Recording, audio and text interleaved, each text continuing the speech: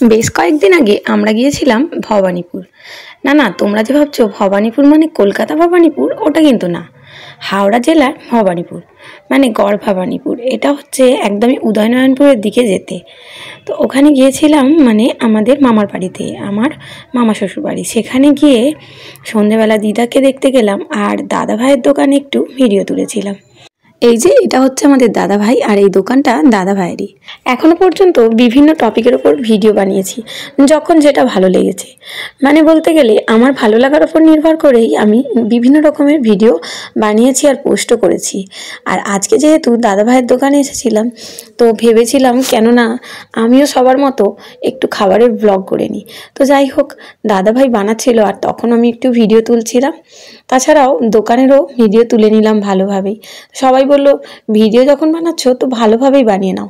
তো যাই হোক, সবাইকে জিজ্ঞাসাও করেছিলাম, চেষ্টা করেছি। কেমন হয়েছে ভিডিওটা জানি না, তোমরা দেখে জানিও ভিডিওটা কেমন হয়েছে। তো যাই হোক, প্রথমেই দোকানে ঢুকে দেখে নিলাম কি কি রয়েছে। দোকানে সারাক্ষণই ভিড় প্রায় লেগেই রয়েছে, আর তার উপরে পার্সেলও নিয়ে যাচ্ছে বাড়ির জন্য সবাই। এই যে দেখো, এখানে রেডি হয়ে যাচ্ছে একটা এগরোল। আর এগরোলের সাইজটা বেশ বড় মাপের। যদিও এগরোলটা টেস্ট করে দেখা হয়নি, কিন্তু তবুও একদিন গিয়ে তো আর সমস্ত কিছু টেস্ট করে দেখা সম্ভব না। তবুও তারই মধ্যে বেশ কিছু খাবার টেস্ট করেছিলাম। দোকানে কিন্তু খাবারগুলো ভাজার জন্য যে তেলটা ব্যবহার করা হচ্ছিল সেটা কিন্তু একটা দামি ব্র্যান্ডেরই। আর এই হচ্ছে দাদা ভাইয়ের দোকান, তার আমার রোল সেন্টার। দোকানের মালিক হচ্ছে সুরজিৎ মোদক মানে মিঠুদা। তো যাই হোক, মিঠুনদার দোকানে দেখো কি কি পাওয়া যায় আর দামটা কীরকম। দামটা কিন্তু নর্মালি ছিল, খুব বেশিও না আর খুব কমও না। এখানে অধিকাংশ খাবারই ছিল চিকেন অথবা ডিম। তো যাই হোক, এখানে ফিশ আইটেম ছিল না। আর এখানে আইটেমের মধ্যে ছিল দু রকমের কাটলেট চিকেনের। দামের ওপর নির্ভর করে কাটলেটের সাইজগুলো বানানো হয়েছে। দু দামের ছিল। চিকেন পকোড়াটাও দু ধরনের ছিল। একটা হচ্ছে ওজন করে, একটা ছোট পকোড়াটা ওজন করে বিক্রি হচ্ছিল, আর একটা পিস হিসাবে। চিকেন সিঙ্গাড়াটা দেখলাম বেশ চাহিদা রয়েছে। আর চার সাথে ছিল চিকেন স্যাটে, এগরোল, মোগলাই, চাউমিন। তো দেখো, আমার সামনেই চিকেন চাউমিনটা বানানো হচ্ছিল। চাউমিনটা কিন্তু বেশ পরিমাণে সমস্ত কিছু ব্যবহার করা হচ্ছে, সবজির থেকে শুরু করে ডিম সমস্ত কিছু। এই যে দেখো, রেডি করে রাখা আছে, কেউ এলে তাকে ভেজে দিয়ে দেওয়া হচ্ছে। আর এই সমস্ত খাবার কিন্তু দোকানের মধ্যেই বানানো হয়, সকালের দিকে বানানো হয়, আর বিকেল 4:30 থেকে 5টার মধ্যে থেকে বিক্রি বাটা শুরু হয়। দেখো, অনেকে কিন্তু এখানে এসে বসেও খাওয়া দাওয়া করছিল। তো বাড়িতে নিয়ে যাওয়ার জন্য যে পার্সেল করে সেই রকম দেখো এরকম প্যাকেটের মধ্যে করে দিয়ে দেয়, আর সস থেকে শুরু করে চামচ যা কিছু দেওয়ার পার্সেলের মধ্যেই দিয়ে দেয়। তুমি এখানে রোজ খাও? হ্যাঁ। কেমন লাগে? তো যাই হোক, ভিডিও দেখে যতটুকু শিখেছি চেষ্টা করলাম এই ভাইটার থেকে রিভিউ নেওয়ার। আর দেখো, সমস্ত চাউমিনের যে প্যাকেটগুলো যাচ্ছিল তার সাথে স্যালাড আর কিষান সস ছিল। এটা ভালো কোম্পানিরই ছিল, তো কোনো লোকাল সস কিন্তু দেওয়া হয়নি। এই যে প্যাকেজিংটা রেডি হয়ে গেল, ভাইটাকে জিজ্ঞাসা করায় ভাইটা কিন্তু খুব লজ্জা পেয়ে চলে গেল।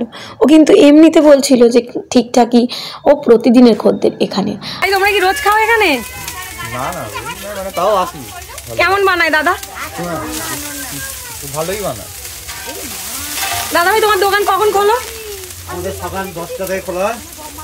কটা পর্যন্ত? রাত্রি 11টা।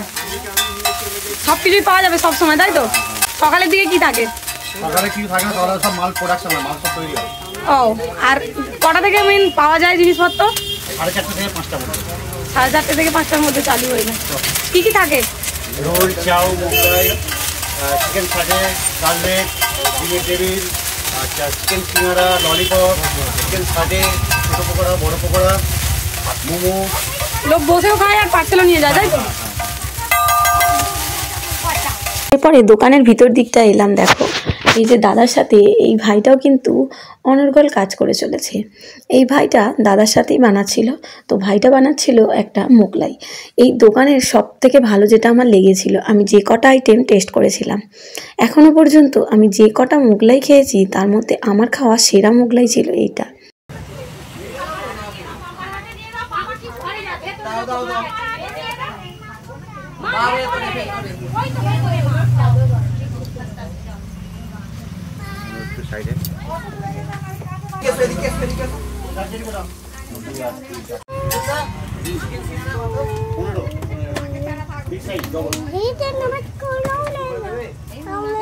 একটা খেলে মনে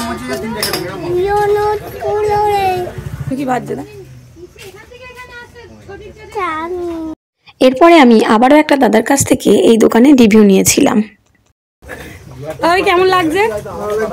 চাউমিনটা দারুণ বানিয়েছে। আমি উলুবেড়িয়া থেকে এসেছি। ঠিকানাটা বলে দাও।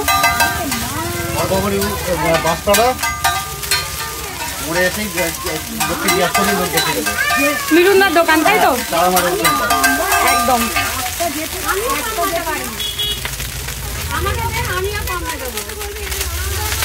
দাদার মুখ থেকেই তোমরা ঠিকানাটা শুনে নিলে। আর এটা হলো গড়ভবানীপুর বাঁশতলায় এসে একদমই বাঁদিকে ঢুকে একটুখানি একদমই সামনেই।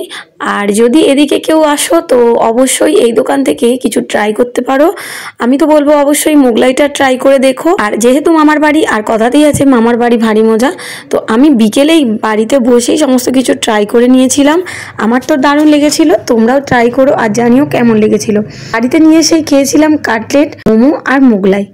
দোকানে যেইভাবে দেয় আমাকেও ঠিক সেইভাবে প্লেটে স্যালাড কাসুন্দির সাথেই কাটলেটটা দিয়েছিল। খেতে দারুণ লেগেছিল। তবে আর যাই হোক, মোগলাইটা সব থেকে সেরা লেগেছিল। আর যেহেতু বিকেলবেলা নিয়ে এসে খাচ্ছিলাম, তাই মামাদের বাড়িতে উঠোনে দাঁড়িয়েই খাওয়া দাওয়া করছিলাম। মোগলাই তো বিশাল খাচ্ছ।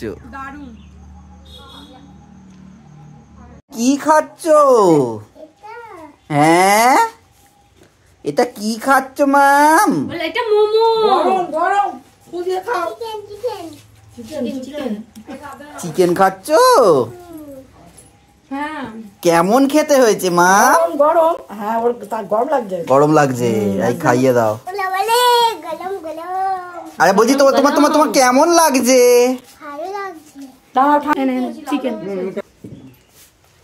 মামা কেমন টেস্টি? খুব টেস্টি না? জেঠু কেমন বানিয়েছে? ও শুধু এটা খাচ্ছে, সস খায়।